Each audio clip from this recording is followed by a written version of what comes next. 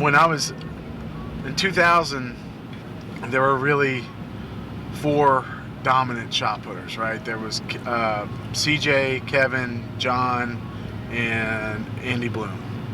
And I was sitting at a table one day with Kevin and Andy, waiting for the Raleigh-Durham meet. And they started talking about the Olympic trials, and they said, well, there's basically 4 of us, and named those 4. And I was sitting at the table with them.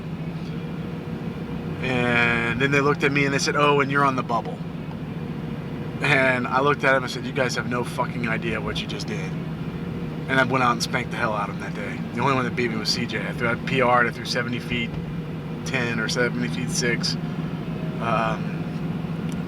I was no longer on the bubble. So the lesson there is that there are a lot of kids that are young and really hungry, and this is going to be the year when they deliver a huge result. So ultimately, I can't worry about all those guys. You know, it's more of a competition against myself, and if those guys rise to the challenge and throw real far, I hope that I'll be able to respond and return in kind. So that's really it. I mean, can't put names on all of them. There are too many of them. How far down do I go? 2005. He also has 3 World Championship silver medals to go in his fabulous collection. Here is the great Adam Nelson.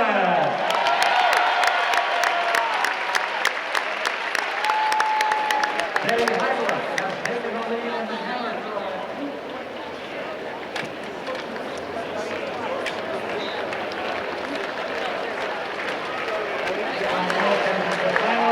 On to Bobby George.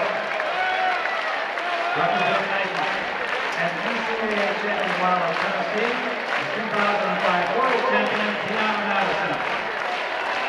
Coming fourth, representing Nike, a 3-time U.S. champion, 7th World Championship in 2005, Grace Upjohn. Coming fifth, representing Nike, U.S. national. The Olympics versus the World Championships, that's such a great question, because I think a lot of people don't realize how difficult the Olympics really are and how easy the World Championships really are, relatively speaking.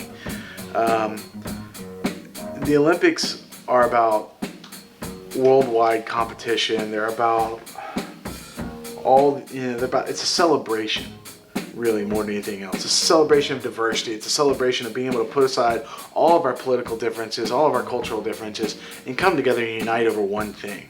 And that's just athletic performance. We love to see these people compete across cultural barriers, political barriers, and see the bonds that form between them. The Olympics versus the World Championships. The Olympics is certainly a bigger stage. The World Championships is probably a bigger event for track and field because it's just the best at track and field. There's nobody that got there because that's where everybody got there based on their own qualifications. They had to hit a certain standard, otherwise they can't be there. So it's a much more intense competition.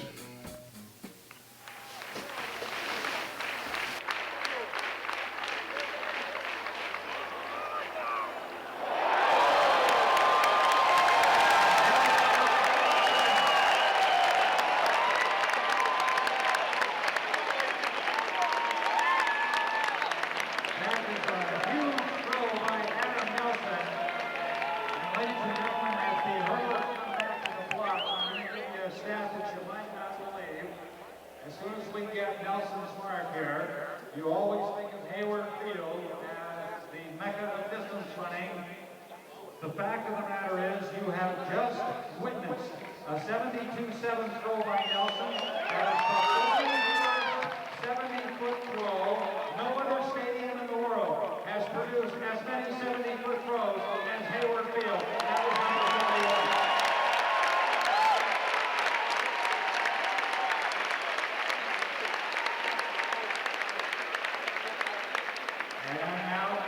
Adam's future as a thrower, I think the only reason he's 32, the only reason it would really come to an end, in the next couple of years is because Adam wants to move on with his life. I don't think Adam is too old to keep throwing for another 6 years. I don't. Adam has expressed that, you know, maybe there's a time to move on. But yeah, I don't know if Adam. We'll see. We'll see if he actually does want to move on. I could see him maybe taking a year off and then coming back and being in the working world and maybe taking training a little bit differently, but probably still getting the same results. So I could see that happening for a while. But Adam's future as a thrower, I think immediately 2008. I'm very excited about what's going to happen with him in 2008 and 2009.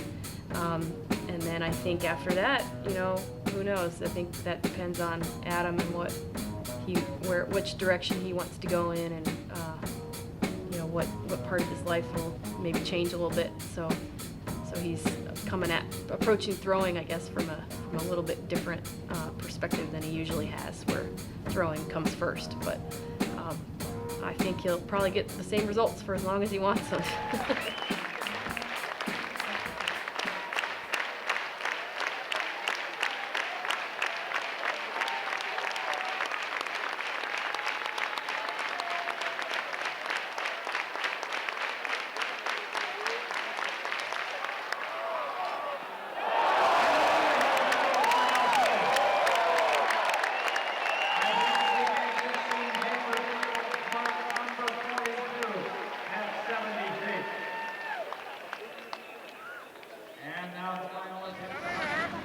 Since 2006, since I started school. Some days are easier than others, but every day I can ask myself, you know, how did you train today? Did you train like an Olympian? Did you train like a world record breaker? Did you train like you're worthy of a gold medal? And every day since then, I've been able to answer that with a yes.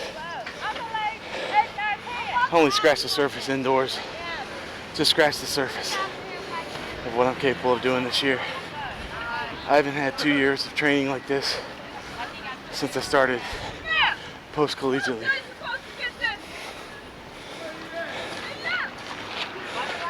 I'm recovering from school. I'm in great shape. I'm healthy.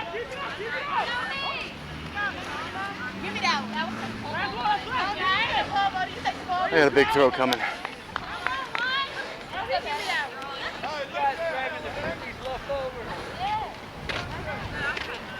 Today's the first day I felt like that. Very sharp today. I feel sharp today since before school got out.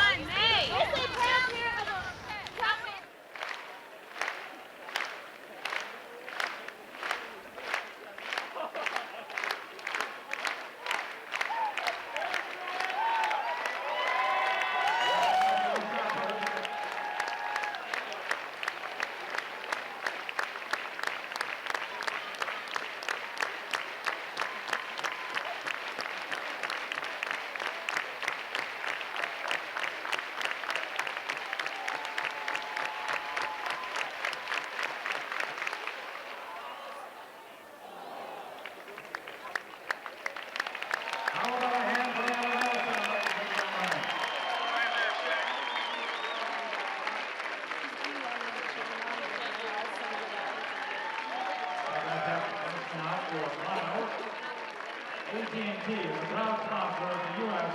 Olympic team.